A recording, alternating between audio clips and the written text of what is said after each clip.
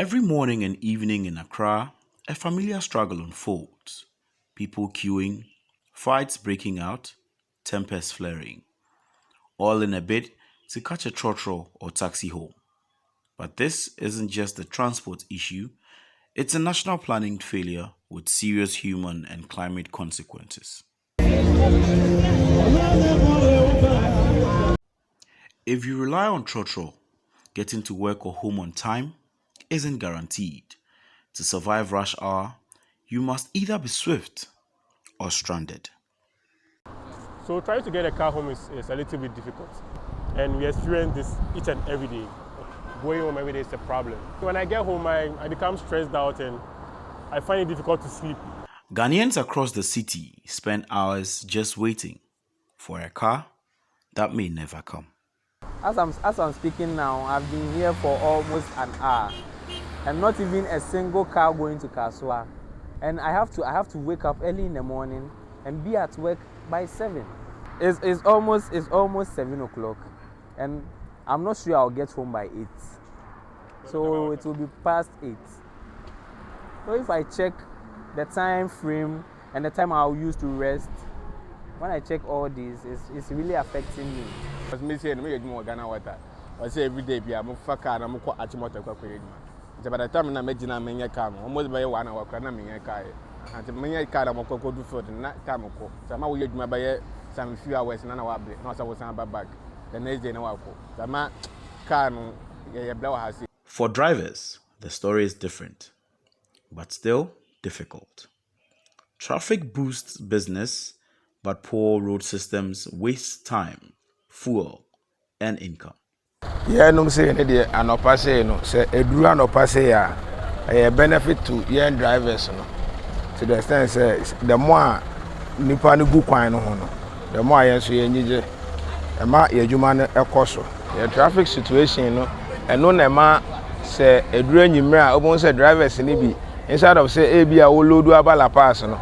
Some moment no be decide say or loadu circle. To loadu circle, no be do circle or say be a call a pass.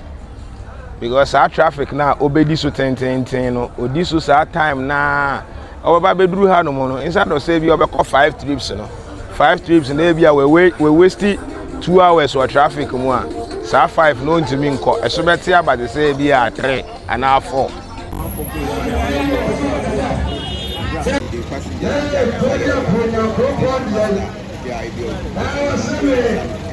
Yejuma no yejuma bi a every government worker award the privilege of taking a loan. The privilege of taking a loan from the bank at the shen ejuma. But we drivers ya ankonam. Say driver ni ehon kire na ya hwe ya yankwa driver for na tete no omu nyina omu nika enti sa brewe na yere ne mba den no mbedi sa moment we akwakoye bibi ti se eja atofie oba na oba betena ha no mo a ote ha keke aban ni mmoa bi a ode boa yen fi se ye de ase yejuma ne ye ejuma no ase obuo bi enim aban respect ye yejuma no omu hu ye se ye so ye ka ho bi na oman ni ye yie nti na omu fa yen hye omu budget ni. And the roads? Many have shrunk. Me ejuma la pass to Accra. Me lodo me ikoro. Me ntumi come mantem na traffic wo ho. And at the top for so agikwan fa te kwan wo ho na kiti bi. Ai de iko. Ye hu se sa kwan no nkam ayade anka mu pam amanfo kwan no so a na nka kwan beda ho. But it's more than traffic and tiredness. These daily gridlocks are harming our health and heating our climate. Most of the cars on our roads are older than 10 years, older than 20, some even older than 30, I can say. And the older the car is, or the car's engine system is, the more emissions the car gives. There's a lot of particulate matter that is emitted, and this goes into the atmosphere, it pollutes our air, and already we can start talking about the health implications or health complications even with that.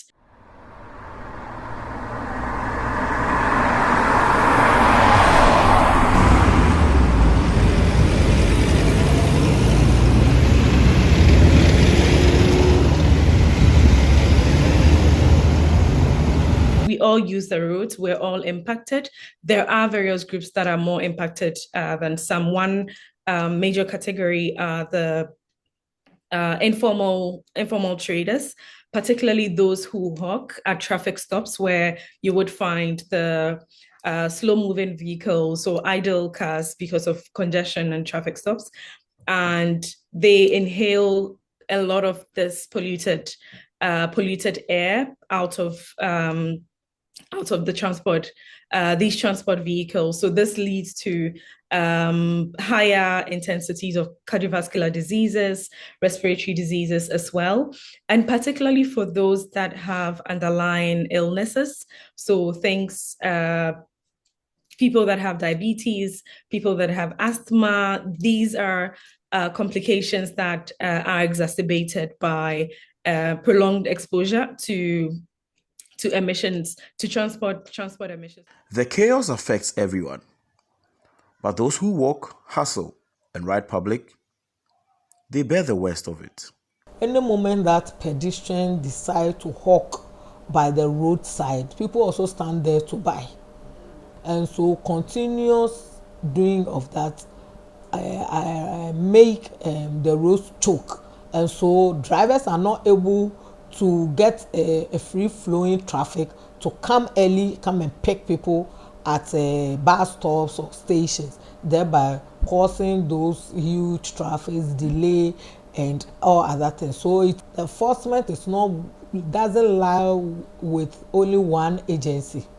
All security services, especially the police who have the mandate to enforce road traffic regulation, have the authority to enforce it. When it is not being done well, you can deploy even soldiers to come and do it. And task forces of municipal, metropolitan, and district assemblies also have that mandate to enforce that. The solution? Not just more cars, but a total rethink of how we move. Our system have been over-reliance on taxi and Trotros since we are still depending on taxi and Trotros as a means of public transport. I think that's the problem. Because, for example, if you have allowed this Lulu thing to continue working, it will have helped. But here's the case, these things doesn't work anymore, and you are still depending on Trotros and taxi. And as I said earlier, you're having urbanization issue in Accra. Everybody wants to come to Accra. And once the population is increasing, you're still depending on these Trotros and taxis, which is not enough to accommodate the population right now. You are going to have these challenges. I think the government should invest massively in this public bus transport. That will help. Example is the thing. Because when you go to this London, US people, they are all using those busing system. And you can also talk about this railway development too. You can also talk about railway development. That will also help. Operating this busing system won't be easy, but you can do it. It all needs funding. And also, I think if the government tried this busing system, the government is going to face resistance from these structural unions. Because they will be thinking that, oh, we are come to take over from them, they are going to destroy their work. Right now, I'm thinking the government should, I think, patronize these electric vehicles. I think they are springing up. They are springing up. They have been seeing some around. I think the government should patronize it. Let's say you can just take off the tax on these vehicles.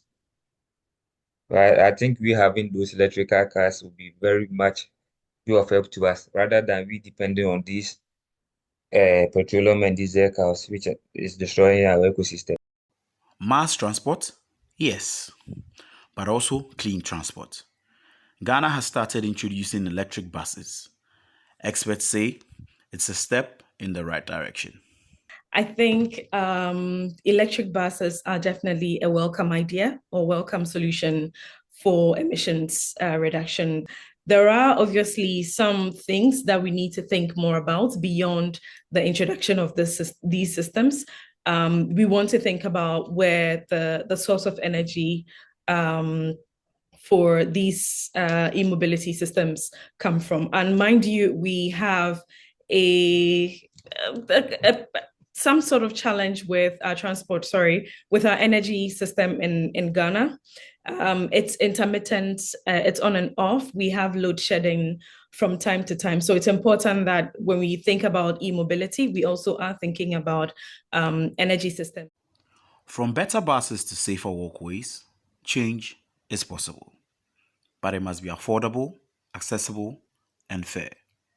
Regardless of what policies are implemented to support sustainable transport in the city, three things are important across the board. One is affordability, two, accessibility, three, equity. Rush hour should not feel like a war.